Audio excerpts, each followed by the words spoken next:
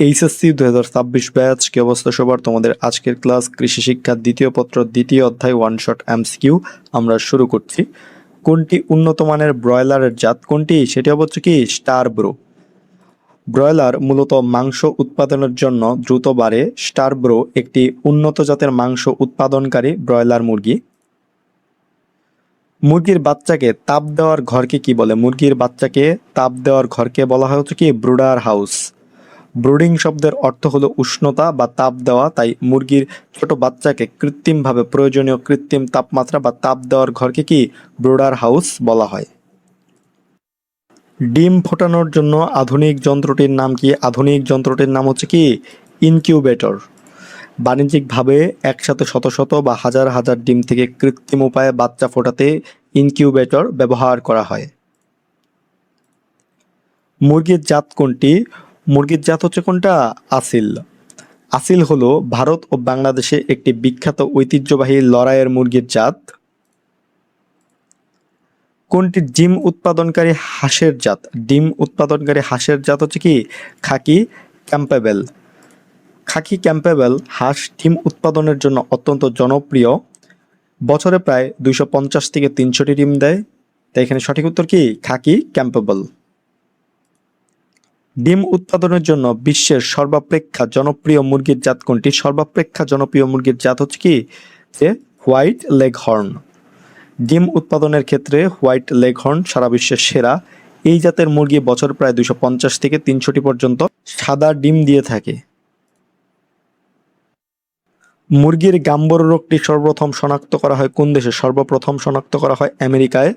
1962 সালে যুক্তরাষ্ট্রের দেলোয়ার রাজ্যের গাম্বরো নামক স্থানে মুরগির এই মারাত্মক সংক্রামক রোগটি প্রথম দেখা যায় বলে এর নামকরণ করা হয় গাম্বরো। কোয়েল পাখির আদিনিবাস কোন দেশ? আদিনিবাস হচ্ছে কোন দেশ? জাপান। কোয়েল পালন সহজ এবং কি কম জায়গায় হয়। গৃহপালিত কোয়েলের উৎপত্তি ও আদিনিবাস প্রধানত জাপানে। মাংস উৎপাদনের জন্য বিশ্বের সর্বাপেক্ষা জনপ্রিয় হাঁসের জাত কোনটি? হাঁসের জাত হচ্ছে কোনটা? পেকিন। দ্রুত দৈহিক বৃদ্ধি এবং বেশি মাংসের জন্য পেকিন জাতের হাঁস বিশ্বজুড়ে সবচেয়ে জনপ্রিয়। কোনটি কুচে মুরগি? কুচে মুরগি হচ্ছে কি তা দেয়া মুরগি। গ্রাম বাংলায় যে মুরগি ডিমের উপর বসে ডিমের তাপ দেয় বা বাচ্চার যত্ন নেওয়ার জন্য তা দেয় তাকে কি স্থানীয় ভাষায় কুচে মুরগি বলা হয়। ডিম পাড়া মুরগির জন্য কত ঘন্টা আলো প্রয়োজন? কত ঘন্টা? 14 থেকে 16 ঘন্টা আলো প্রয়োজন। আলো মুরগির প্রজনন অঙ্গকে উদ্দীপিত করে এবং ডিমের যে উৎপাদন আছে সেটা বাড়ায়। তাই পূর্ণাঙ্গ লেয়ার মুরগির ক্ষেত্রে দৈনিক 14 থেকে 16 ঘন্টা আলো প্রয়োজন। ইনকিউবেটরে কত দিনে মুরগির ডিম ফুটে বাচ্চা বের হয়? 21 দিনে। ইনকিউবেটরে কৃত্রিমভাবে তাপ দেওয়ার ফলে 21 দিনের মাথায় মুরগির ডিম ফেটে বাচ্চা বের হয়।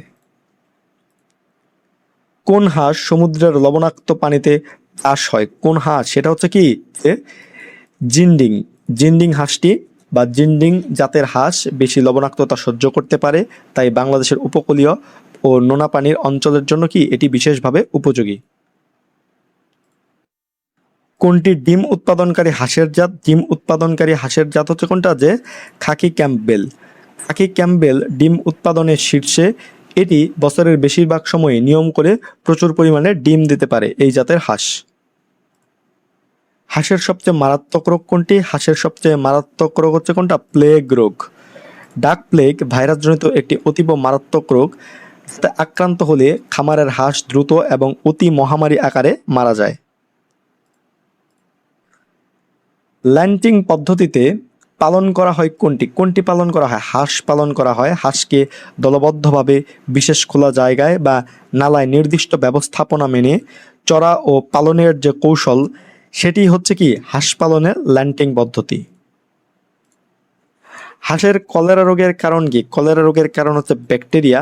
হাঁসের কলেরা হলো একটি মারাত্মক সংক্রামক রোগ যা ব্যাকটেরিয়ার আক্রমণের ফলে ঘটে থাকে।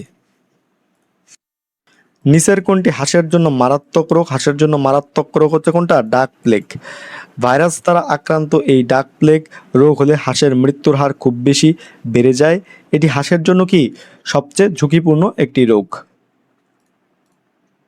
রাজহাঁসের জাত কোনটি? রাজহাঁসের জাত হচ্ছে কোনটা? অ্যামডেন। এমডেন হলো ধবধবে সাদা রঙের ভারী আকারের একটি বিখ্যাত আন্তর্জাতিক রাজহাঁসের কি জাত?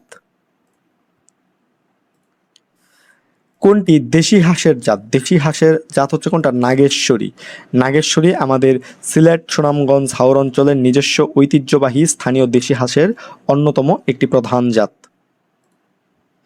কোনটি মুরগির পরজীবী ঘটিত রোগ? পরজীবী ঘটিত রোগ হচ্ছে কোনটা? রক্ত আমাশয়। রক্ত আমাশয় এক ধরনের প্রোটোজোয়া ও এককোষী পরজীবীর কারণে হয়, যা মুরগির অন্ত্র বা পরিপাকতন্ত্রকে ভীষণভাবে ক্ষতিগ্রস্ত করে। মুরগির পা ও ডানা অবশ হয় কোন রোগ হলে? কোন রোগ হলে? মারেক্স রোগ হলে। মারেক্স হলো একটি ভাইরাসজনিত রোগ, যার প্রধান লক্ষণ হলো মুরগির স্নায়ু আক্রান্ত হয়ে পা ও ডানা অবশ বা পক্ষাঘাতগ্রস্ত হয়ে পড়ে। ব্রুডার হাউসে কতদিনে বাচ্চাকে তাপ দেওয়া হয়? কতদিন? 1 থেকে 21 দিন পর্যন্ত তাপ দেওয়া হয়। মুরগির বাচ্চার শরীরে প্রথম কয়েক সপ্তাহ পালক পূর্ণাঙ্গ হয় না, তাই জন্মের প্রথম 1 দিন থেকে 21 দিন বা 3 সপ্তাহ পর্যন্ত ব্রুডার হাউসে কৃত্রিমভাবে তাপ দিতে হয়। মুরগির বাচ্চাকে তাপ দেওয়ার পদ্ধতিকে কি বলে? তাপ দেওয়ার পদ্ধতিকে বলা হচ্ছে কি ব্রুডিং। ছোট বাচ্চার শারীরিক তাপমাত্রা নিয়ন্ত্রণে রাখার জন্য যে বিশেষ উপায়ে তাপ বা সেবা দেওয়া হয়, সেই পুরো প্রক্রিয়াটিকে কি বলা হয়? ব্রুডিং বলা হয়। মুরগির নবজাতক বাচ্চাকে কি বলা হয়? মুরগির নবজাতক বাচ্চাকে বলা হচ্ছে কি বেবিচিক। সদ্য ডিম থেকে ফোটা বা খুব ছোট মুরগির বাচ্চাকে পোল্ট্রি ও বিজ্ঞানের ভাষায় বেবিচিক বলা হয়। মুরগির বসন্ত রোগের লক্ষণ কোনটি? বসন্ত রোগের লক্ষণ হচ্ছে কি যে চোখের পাশে গুটি হয়। ফাউল পক্স বা বসন্ত রোগ হলে মুরগির পালকহীন অংশ যেমন কপাল, ঝুঁটি, ঠোঁট ও চোখের চারপাশে ছোট ছোট কি গুটিকা বা ফোকাস দেখা যায়।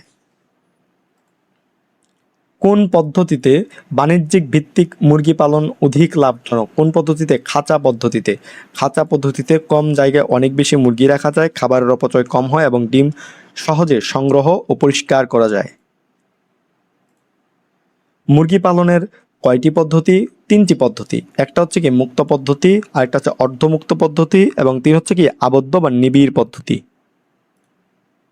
যে সমস্ত ডিম থেকে বাচ্চা উৎপাদিত হয় না তাকে কি বলে? তাকে বলা হচ্ছে কি অনুর্বর ডিম। যে ডিমে শুক্রাণু দ্বারা ডিম্বাণুর নিষেক ঘটে না, তা থেকে কখনোই বাচ্চা হয় না, একে অনুর্বর ডিম বলা হয় এবং কি একে কি খাওয়ার ডিমও বলা হয়। লেঘর্ন জাতের মুরগি বছরে কতটি ডিম দেয়? কতটি ডিম দেয়? 250 থেকে 300টি। হোয়াইট লেঘর্ন হলো পৃথিবীর অন্যতম সেরা ডিম পাড়া জাত ও উপযুক্ত পরিচর্যা পেলে এরা বছরে গড়ে প্রায় 250 থেকে 300টিরও বেশি ডিম প্রদান করে থাকে। লেয়ার খামার কি? লেয়ার খামার হচ্ছে কি যে ডিম উৎপাদন খামার। পোল্ট্রি শিল্পে বাণিজ্যিক ভিত্তিতে ডিম উৎপাদনের জন্য যেসব মুরগি পালন করা হয় সেগুলোকে কি লেয়ার বলা হয় এবং এদের খামারকে কি লেয়ার খামার বলে।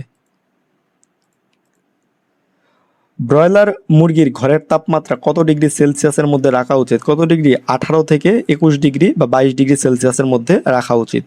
বয়স্ক ব্রয়লার মুরগির জন্য আদর্শ ও আরামদায়ক পরিবেশের তাপমাত্রা হলো 18 থেকে 21 ডিগ্রি সেলসিয়াস। অতিরিক্ত গরমে মুরগির স্ট্রোক বা দৈহিক বৃদ্ধি ব্যাহত হতে পারে। তো এই ছিল কৃষি শিক্ষার দ্বিতীয় পত্র দ্বিতীয় অধ্যায় ওয়ান শট এমসিকিউ ক্লাসটি। তোমাদের সকলের জন্য শুভকামনা রইল। ধন্যবাদ সকলকে।